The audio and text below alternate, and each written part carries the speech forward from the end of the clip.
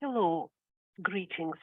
My name is Olga Louchakova-Schwartz, and the title of my talk is What is Grounding What? Suhrawardian Light versus the Transcendental Ego in the Metaphysics of Reality. I'm recording this talk on May 10th for the Ishraq conference in Teheran, and I am now in California. The context for the study of Suhrawardi is the growing body of contemporary philosophical research on grounding. My plan is as follows. First, I will explain what is meant by grounding. Also, in this section, right from the beginning, I will explain how Suhrawardi's central category of light complements the logic of grounding in metaphysics of the ego in phenomenology. This would be Suhrawardi's innovative contribution in the metaphysics of the ego. This way, we will have the most important claim already made. Second, I will step backwards from this important claim and explain that in order to support it, one needs to apply not a historical, but a phenomenological reading of the philosophy of illumination. Such a reading gives one a sense of the whole and thus provides the context for contemporary interpretations of philosophy of illumination. Third, I will discuss the reductions which Suhrawardi uses to phenomenologically access light. These reductions uncover light as the epistemic absolute. I will compare them with the reductions used by Husserl. Finally, I will examine in detail how Suhrawardi generates in light his concept of the epistemic absolute. I will show how this absolute is the ground both for the theory of knowledge and in terms of placing the metaphysics of the ego in context of contemporary realism. Section 1. The analytic logic of grounding and formulation of the problem. The analysis of grounding ordinarily includes the question in virtue of what does something be or appear. The logic of grounding is very common for phenomenology. Husserl relies on the logic of grounding in his justifications, in setting up conditions of possibility for appearances, in conceptualizing the modality of logic and eidetic laws of consciousness. He relied on the logic of grounding in all of his so-called reverse or genetic analysis. One can use the logic of grounding for the analysis of relationships between consciousness and the world, consciousness and reality, or for the analysis of relationships between the concept of consciousness and the concept of substrate. This logic can be used in searching for a substrate of consciousness. It's a very, very versatile analytic tool. This logic also reveals some deficiencies in the phenomenological account. As I argue, Suhrawardi's illuminationism can, in this case, supplement phenomenology with the concepts necessary to close this deficiency. Specifically, this concerns the so-called dependency thesis of phenomenology, whereby the existence of things depends upon the presence of the knowing subject. This is empathically not a solipsistic thesis. As in Suhrawardi, it presupposes the community of independent selves. Thus, the absolute subjectivity becomes a condition for possibility for existences, that is, their ground. Husserl stresses that the dependency thesis doesn't have an idealistic but a transcendental sense. However, if we accept the transcendental subject as a ground of all existence and all knowledge, there arises the question, what grounds the existence of the transcendental subject itself? Here is the problem. As I already argued, Husserl's own answer to this question is insufficient. This is Louchakova-Schwartz 2023, forthcoming in Religions. He grounds the transcendental subject either on the objects of the world or even on itself.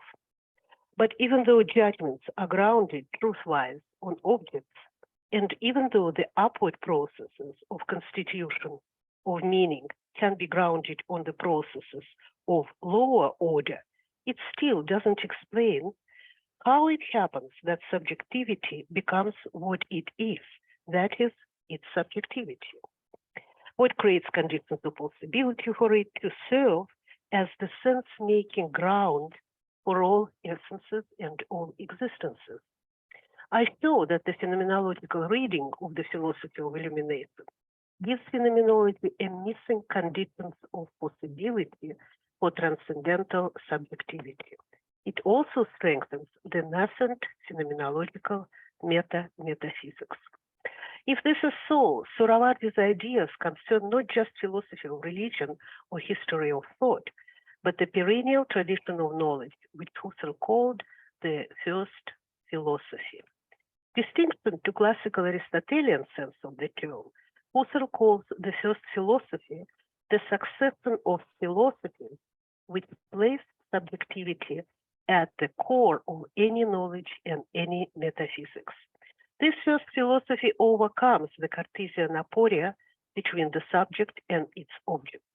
By contrast with the metaphysics of dual substances, this tradition provides their unity, proves their unity, and justifies not only our epistemic access to the real world, but the very existence of this world.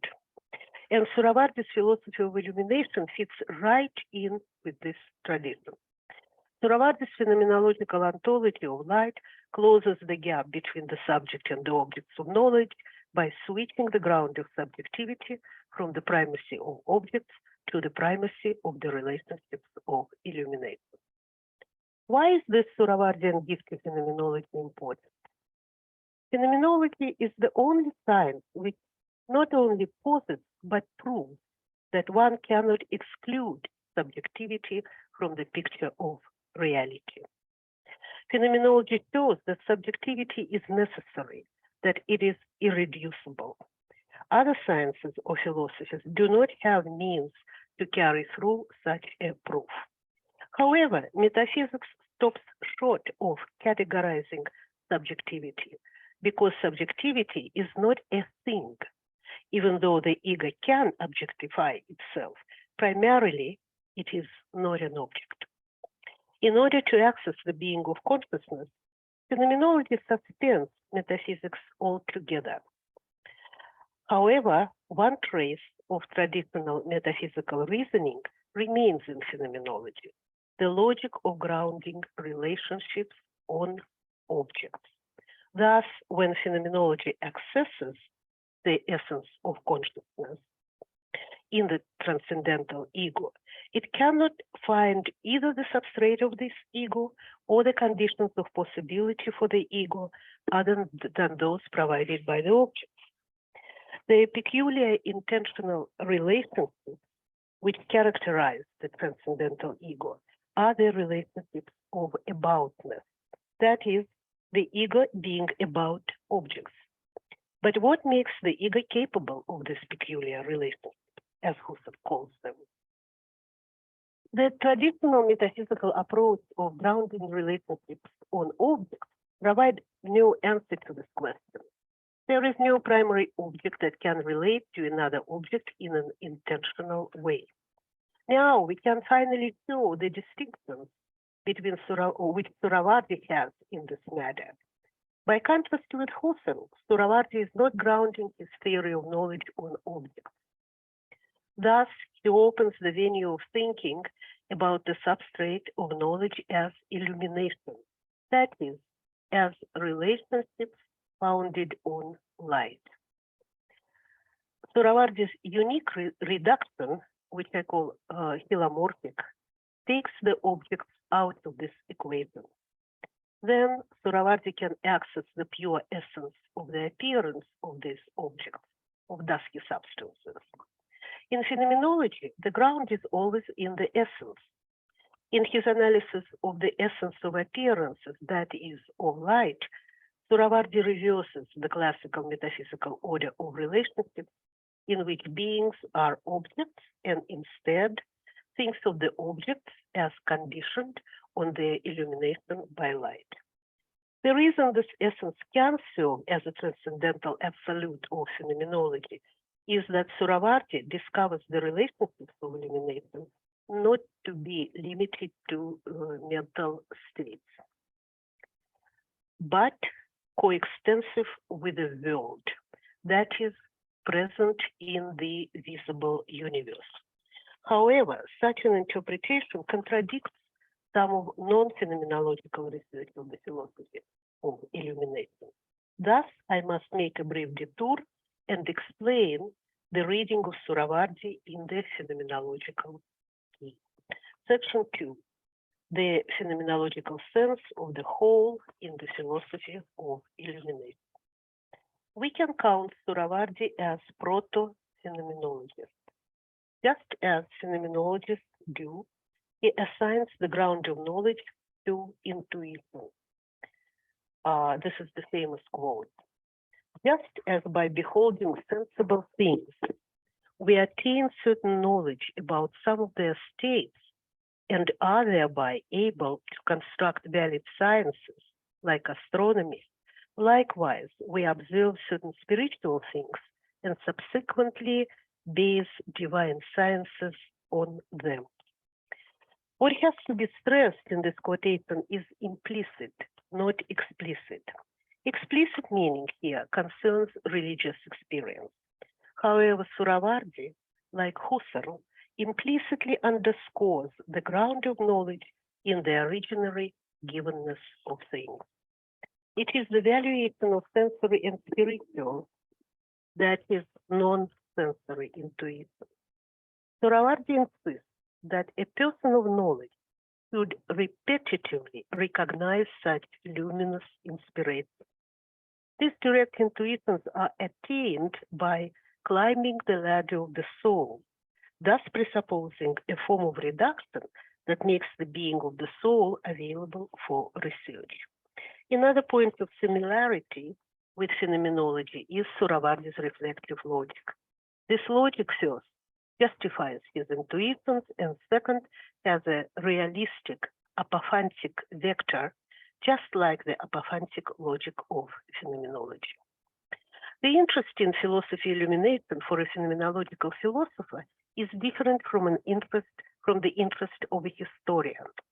A historian maintains focus primarily on situated atomistic concepts of separate sciences, such as logic, semantics, natural philosophy, etc.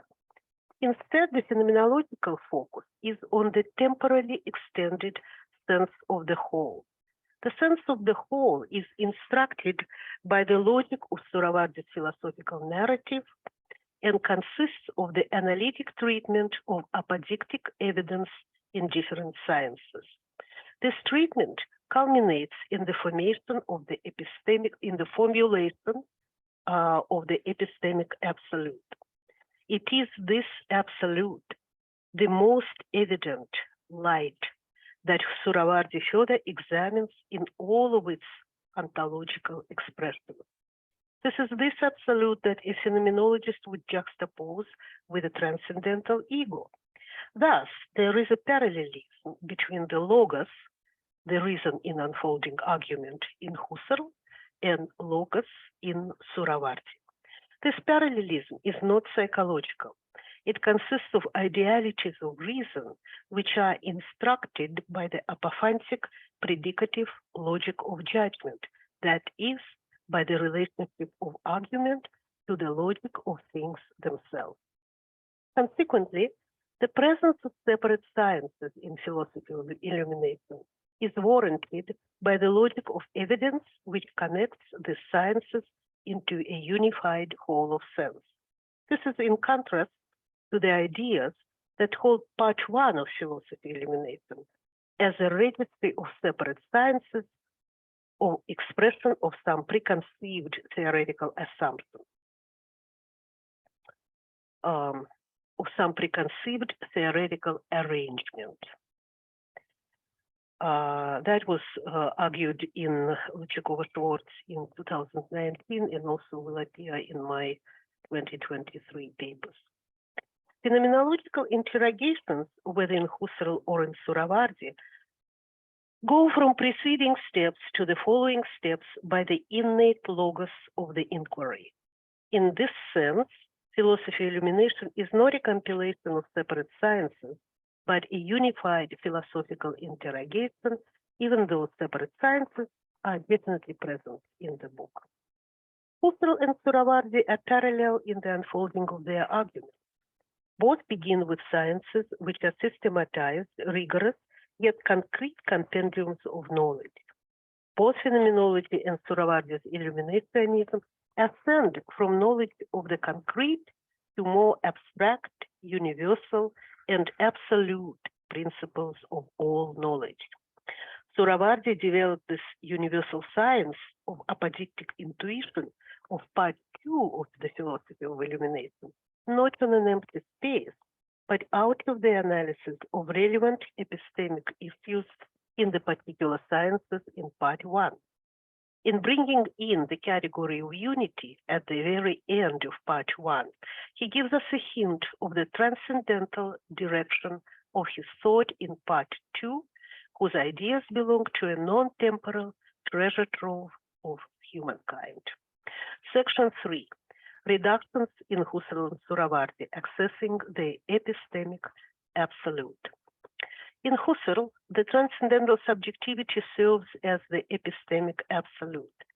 The main instrument by which he comes to such a conclusion is reduction, which is the suspension of or parenthesizing of one stratum of experience in order to gain access to another previously hidden stratum of experience. Phenomenological reductions work in the first-person perspective. They are both theoretical and live through acts. The first reduction, phenomenological, suspends the natural concept of reality and shows the field of consciousness. This field retains the structure of the natural cogito, that is, includes both the knower, consciousness, and what is known, the object of consciousness.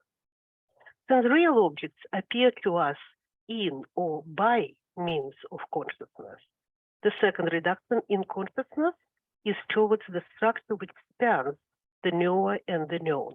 This is the transcendental ego. Husserl proves that this ego is present in any knowledge and is invariable to knowledge as such, the already mentioned dependency thesis, according to which the ego plays the role of the epistemic absolute. This is what is meant by being invariable to knowledge of such, means being the epistemic absolute. As the essence in the being of subjectivity, this ego is absolutely irreducible.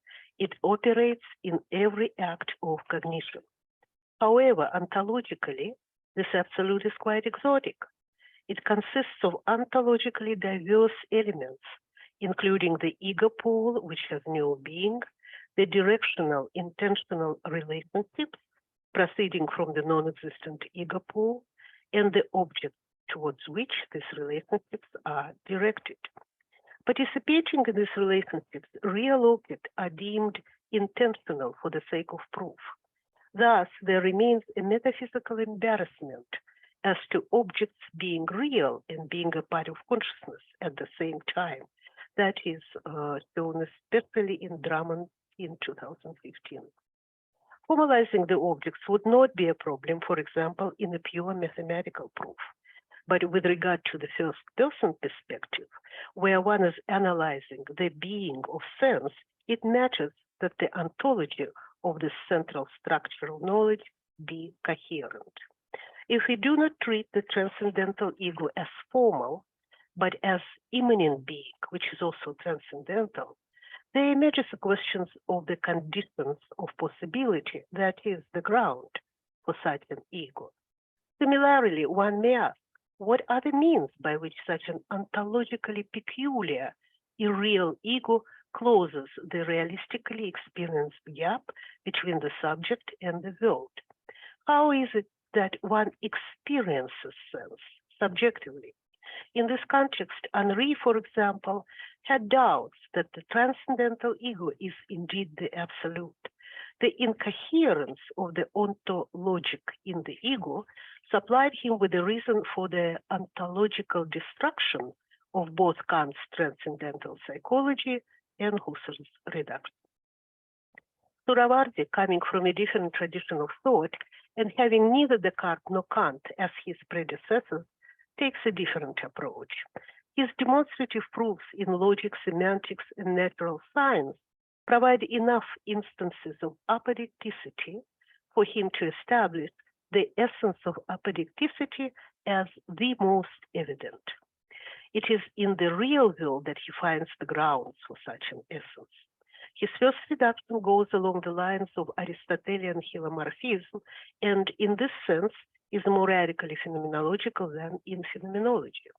Suhrawardi gets rid of objects, that is, dusky substances with their magnitudes and barriers, yet retains the essence of their appearances. Thus, the mind-independent real world is the first ontological domain which Suhrawardi engages in analysis. Light in the real objects in this world exists, but not as an object or property. Light consists of the relationships by which something becomes evident, not a property. The second reduction, Tajvid, differentiates the pure light from everything in the object. This light is not in the world, but in the self. It renders the essence of evidence, nur mujarrad, denuded light, or light made bare, published in Louchakova-Schwartz, 2015. In subjectivity, as opposed to the essence of evidence in the real world, and objects, and opposed to objects from which this essence is abstracted. So there is accidental light in the world, the pure light in the self, but by its status of always being the most evident, it's the same light. Thus, logic continues into other spheres of being, analysis of the other selves, the light of lights, the hierarchy of apodictic essences, in phenomenological terms, eidetic reduction, and finally of imagination. Each sphere has its own specific manifestation of the essence of the most evident. This creates a natural display of unity, including the unity of extramental and mental spheres by the presence of the epistemic absolute, which is ontologically unified and which reverses the logic of ground from objects to relationships. Finally, we can examine the relationships between the two absolutes. Section 4, that from which knowledge flows, the metaphysics of nur or light. In distinction to Husserl, who discovers the role of apodictic evidence through the analysis of logic, Suhrawardi from the start embraces the principal role of apodicticity in logic, religious experience, or natural observation. This view was handed to him by the preceding tradition as well as by his own introspective practice. When he goes through demonstrations in part 1, reducing each set of proofs to the evidence of insight, each time he arrives at primitive truth and shows his intuitional emphasis. His argument in this matter is not explicit, but is in terms of the explicit logic of the argument. It's quite probable that he came to conclude there is a unity of all such instances in the most evident. Thus, evidence becomes his limit concept. His phenomenology then follows this essence of evidence and not the content of knowledge. When he reduces all spatial-temporal objects out of appearing, he liberates the principle of appearing itself. Then he examines the appearing of appearance, retaining the aspect of truth.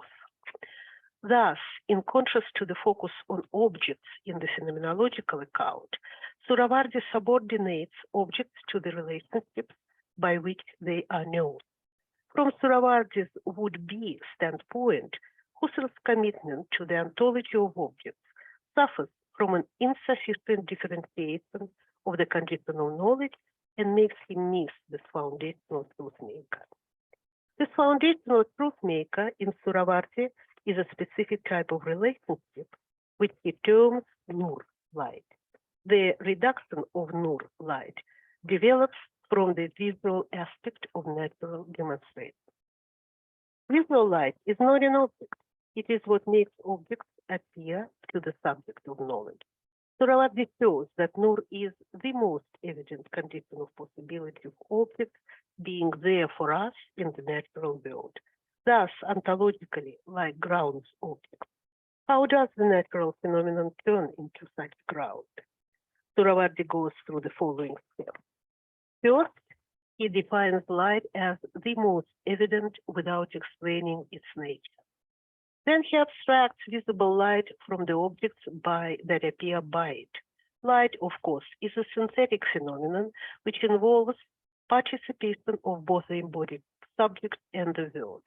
Hence, Suhrawardi undertakes reduction tajrid, which discloses light in the pure form devoid of object, space, etc. All through this examination, Suhrawardi retains ontological intuition. This allows him to characterize the outcome of reduction, Nur Mujarrad, pure denuded light that is found in the purified subjectivity, as alive. Light thus emerges as a unity of the cognitive capacity in the ego, the capacity of the world to be known, and the intertwining of the two in a type of relationship in the ground of knowledge. This conceptual intertwining is presented but is not an object. We can objectify it only via reflection on it, as we do, for example, with secondary qualities. But it's not a quality of property either. It is what it is, a specific type of relationship, symmetrical between the real world and the mind.